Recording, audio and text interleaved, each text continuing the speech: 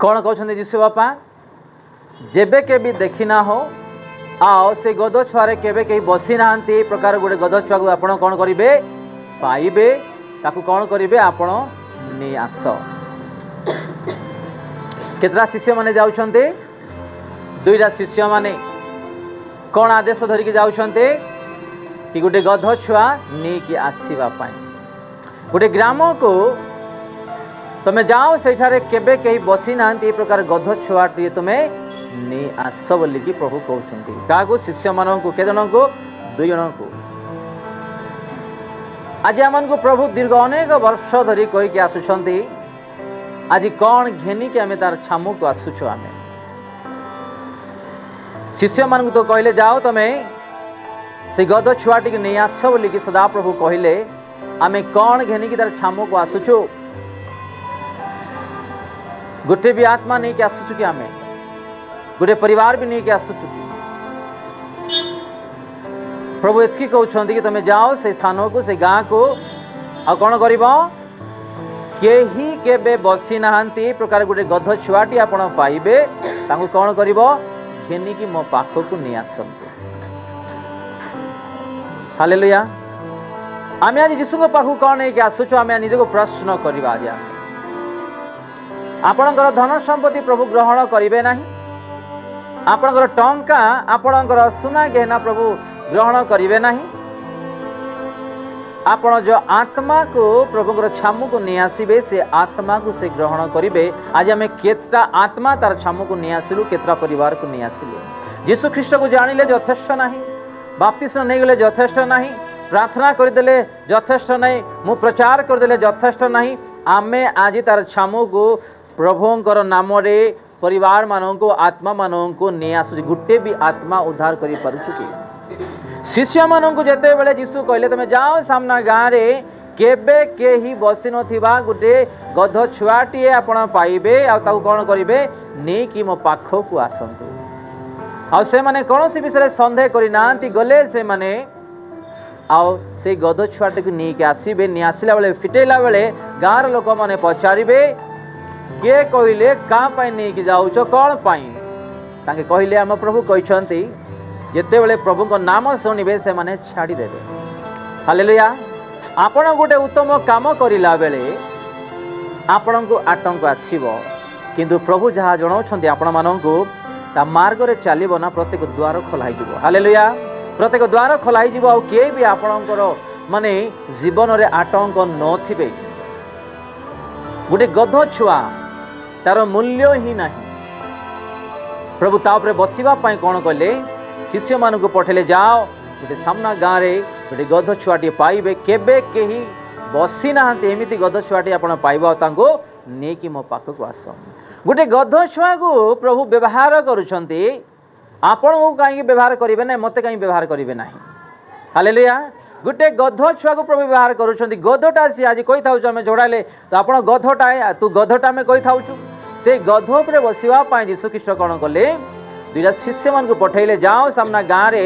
आप गोटे छुआटे पाइबे नहीं कि आसतु बोलिकी गोटे गध छुआ आज आम कहीं प्रभु व्यवहार करेंगे ना जदि आपन को टिके ज्ञान अच्छी ना अल्प टैलेंट अच्छी ना से अल्प टैलेंट रे से अल्प ज्ञान रे प्रभु आपन को व्यवहार करेंगे हालेलुया एमिति व्यवहार करेंगे जे आपणकर द्वारा अनेक लोक यीशु को जानवे आपण द्वारा अनेक परिवार उद्धार पाइबे आज यही प्रकार विषय आज मैंने ध्यान दौना हो आज आम संसार विषय रे आज चिंतार बांधी जाऊँ किंतु प्रभुंर उत्तम काम आज आम कर्ण नहीं आम इच्छा नहीं आम ध्यान नहीं आज जगत विषय दौड़ुछु आम देखु यही वाक्य आम कि शिखा कि यीशु कहले जाओ सामना गाँव रे गोटे गध छुआटे पाइबे केबे बसी ना से छुआटी के मो पाखक नहीं आस बोली गोटे गध छुआ सृष्टिकर्ता है कि मानव जाति मान उद्धार करता है कि राजा मान राजा है कि से कौन कहते जाओ से गाँ को गोटे गध छुआटी नहीं आस और शिष्य मैंने जाऊँ नहीं कि आसबे नहीं कि आसला बेले से गाँव लोक मैंने पचारे कहीं फिटाऊँ आउ कहे से माने आम प्रभु यीशु कहते नहीं आसवाई शुणा सागे सागे छाड़देवे आपण प्रार्थना करुछ आपण आत्मिक बढ़ुछ आपण किसी दायित्व करुछ आपण जीवन में आतंक आसो कि प्रभु से आतंक दूर करदे हालेलुया स्वामी हुंतु स्त्री हुंतु पुआ हुंतु झी हुंतु जेकोसी शत्रु हुंतु शैतान किंबा हुंतु जेतेबेले आपण प्रभुंकर मार्ग रे चालुछंती आपनको आटंक आसी प्रभु दूर करिवे कारण आपण प्रभुंकर मार्ग रे चालुछंती। आज हम ए विषय ध्यान दउछु कि आज ध्यान दउना। आज काउ गीत गाइबार टैलेंट अछि, काकू बाजा बजेबार टैलेंट अछि, काकू प्रचार करिबार टैलेंट अछि, काकू भविष्यवाणी करिबार टैलेंट अछि, काकू प्रार्थना करिबार टैलेंट अछि, वाक्य पढ़िबार टैलेंट अछि। से छोट ज्ञान से छोट टैलेंट प्रभु व्यवहार करिवे से मानको। आज हम कौन करूछु एमिति आशीर्वाद विषय आज हम माने ध्यान दउना हो। आज जो सदा प्रभु आम मानक पय जगत को आसिले हमर पाप पय मृत्यु हे गले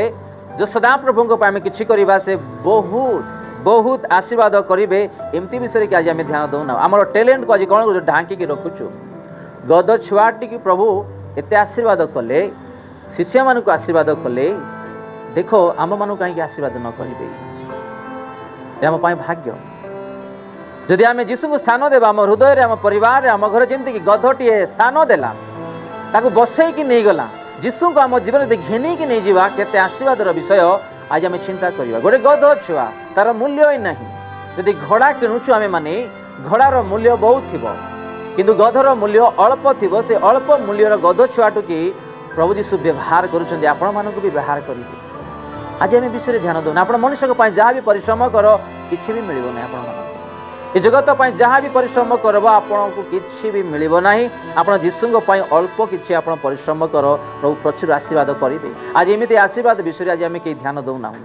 आज आम जगत विषय माति जाइए जगत विषय आज ध्यान देके आम आज अनेक जीशु आशीर्वाद आम निज हस्त आज कौन करूँ हर दौचु आम अनेक शिष्य मैंने से शिष्य मान मध्य दुई जन कहीं पठाउछंती समस्त कहीं पठाउना जन कहीं पठाउना बछा जाइथिबा से दुईटा शिष्य को ही पठाउछंती नाम एठी नाही। हालेलुया। बछा जाइथिबा लोकों को प्रभु आज डाकुछंती आह्वान करूछंती मो नाम रे आपण माने कार्य करंतु बोली प्रभु डाकुछंती किंतु आज कार कर्ण नाही। आज यदि प्रभु मन को डाकुछंती माने ना किछि कथा होछंती माने आमको कहीं से एते पागल आम पाई कहीं से एते दीवाना आम पाई कहीं एते से विषय रे ध्यान दउछंती आमे टिके कर्ण देबा तांकरी वाक्य पाई तांकरी पाई एते शिष्य माने अछंती से शिष्य मानक मध्य दुई जन शिष्य कहीं पठाउछंती अन्य शिष्य मानक कहीं पठाउ नाहंती टिके चिंता करिबा। आज आम मान मध्य एते अच्छु आम मान मध्य किसी किसी दान में पाइछु गाइबा विषय रे हो ना वाक्य पढ़ा विषय रे हो ढोलक बजेवा विषय रे प्रचार करने विषय रे कि अन्य विषय रे हो आंभ मान को ही कहीं प्रभु आज ये दान देछंती आउ किसी लोक दान पाइला पर भी आग को आसुना माने प्रभु डाकुचंती से छोट ज्ञान रे से छोट टैलेंट रे आपण को मु व्यवहार करबा पई प्रभु डाकु अछंती किंतु आमे कोन करूछु आज आमे तांको आज आमे बांधी दउछु घोड़े दउछु आमे तांको व्यवहार करि परनु आमे व्यवहार दे परनु हमर टैलेंट आज सेठी रही अछि। देखो ए गध को ना टैलेंट अछि ना तार कोनसी मूल्य अछि ना तार कोनसी वैल्यू अछि से कोन कले जेते बेले तांको फिटै की धरि जाउछंती से जाउछंती शिष्य मानकर पछरे। आज भी आमे माने ए प्रकार जीवन काटिबा पई सदा सर्वदा उत्साह आग्रह रे बढ़िबा पई चेष्टा करू। एठी आमे दुईटा शिष्य माननको देखिलु आज पृथ्वी रे अनेक लोक माने अछंती आज से प्रभु आह्वान करुँच कि से कर्ण आज प्रभुंर स्वर प्रति से डाक प्रति आज ध्यान दौना।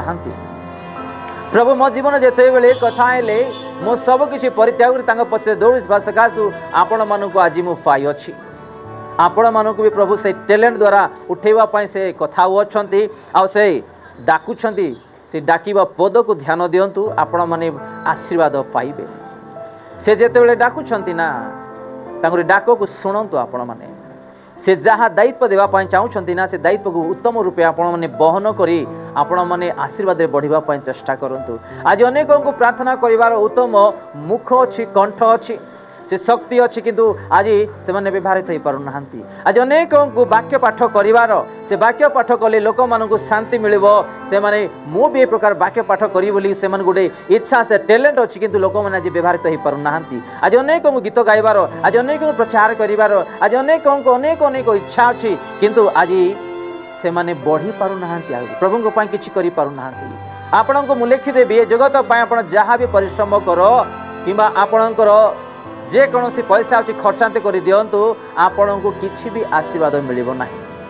आपण जीशुଙ୍କ ପାଇଁ ଦୌଡ଼ନ୍ତୁ, जीशुଙ୍କ ପାଇଁ କରନ୍ତୁ। ଏଇ ଭୂମିରେ ଆପଣମାନଙ୍କୁ ପ୍ରଚୁର ଆଶୀର୍ବାଦ ଅଛି ଏବଂ ତା ରାଜ୍ୟରେ ବି ପ୍ରଚୁର ଆଶୀର୍ବାଦ ଅଛି। ହାଲେଲୁୟା। କାରଣ ଆମେ ସୃଷ୍ଟିକର୍ତ୍ତାଙ୍କ ପାଇଁ ଆମେ କିଛି ନା କିଛି କରୁଛୁ। ଆପଣମାନଙ୍କୁ ମୁଁ ସାକ୍ଷ୍ୟ ଦେଇଥିଲି ବିଗତ ହପ୍ତାରେ, ଆପଣମାନଙ୍କୁ ମନେ ଅଛି କି ନାହିଁ?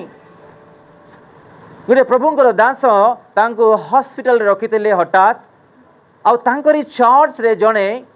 ଚେୟାର ସଜବାଜ କରିବାର, ଝାଟାଫାଟା କରିବାର, ଆଉ ଉତ୍ତମ ରୂପେ ମଣ୍ଡଳୀର ଦାୟିତ୍ୱ କରିବାର ଗୋଟେ ଭାଇ ବି ସଡନଲି ତାର ଦେହ ଖରାପ ହେବାରୁ ତାକୁ ବି ସେଇ ହସ୍ପିଟାଲକୁ ନେଇକି ଆଡମିଟ୍ କଲେ। ଆଉ ପ୍ରଭୁଙ୍କର ଦାସ ସେଇ ରୋଗରେ ସେ ଥିଲେ। ସେ ଦେଖୁଛନ୍ତି ଯେ ତାଙ୍କ ଚର୍ଚ୍ଚରେ କାମ କରିବା ଭାଇଟି ମଲେ, ଆଉ ତାଙ୍କରି ଆତ୍ମାକୁ ପ୍ରଭୁ ନେଇକି ଚାଲିଗଲେ। ଆଉ ସେ ଦେଖୁଛନ୍ତି ସ୍ୱର୍ଗରେ ଯୀଶୁ ତାଙ୍କୁ ହାତ ଧରିଲେ, ପରେ ତୁ ମୋର ଦାସଙ୍କର, ମୋର ମଣ୍ଡଳୀ ପାଇଁ ଯାହା ଦୀର୍ଘ ଅନେକ ବର୍ଷ ପରିଶ୍ରମ କରୁଥିଲୁ, ସେ ପରିଶ୍ରମର ଫଳର ଗୋଟେ ଉତ୍ତମ ଘର ତା ପାଇଁ ମୁଁ ରଖିଛି। ତାକୁ ନେଇକି ଗଲେ, ଗୋଟେ ଉତ୍ତମ ଘରେ ତାକୁ ନେଇକି ରଖିଲେ। ହାଲେଲୁୟା। ମାନେ ଦୀର୍ଘ ଅନେକ ବର୍ଷ ଧରି ପୁଣି ସେ ଭାଇଟା ସେ ମଣ୍ଡଳୀର ଦାୟିତ୍ୱ, ଯେମିତି ଆମେ ଗାଁ ମାନଙ୍କରେ ବେହେରା ମାନେ ଯାହା ଦାୟିତ୍ୱ ନେଇକି ଆଜି କାମ କରୁଛନ୍ତି, ସେଇ ପ୍ରକାର